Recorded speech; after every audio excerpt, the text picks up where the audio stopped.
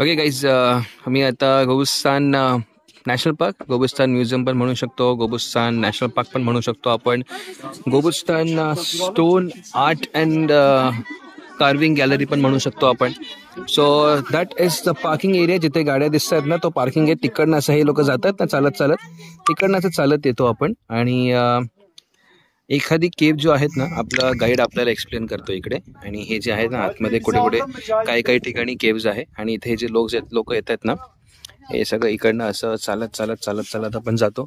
आणि इकडनं हे बघा, हे असे वरती पण काही केव्ज आहेत आणि स्टोन आर्ट आहे, कार्विंग्स दिसणार इथे भरपूर. सो बेसिकली या एरियामध्ये on an average 6,000 different types of stone आहे ज्याच्यावरती कार्विंग्स केलेली आहेत. तर काही स्टोनवरती बुलची कार्विंग केलेली आहे, ड्रॉइंग केलेली आहे, स्केच केलेलं आहे. काही ठिकाणी ह्युमन्स आहे.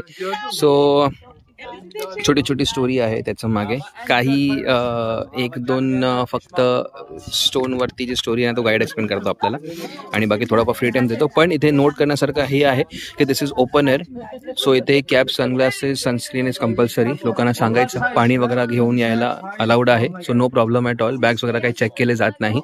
टिकेटेड साईटसिंग आहे. गाईड आपली ऑलरेडी तिकीट काढतो इकडे.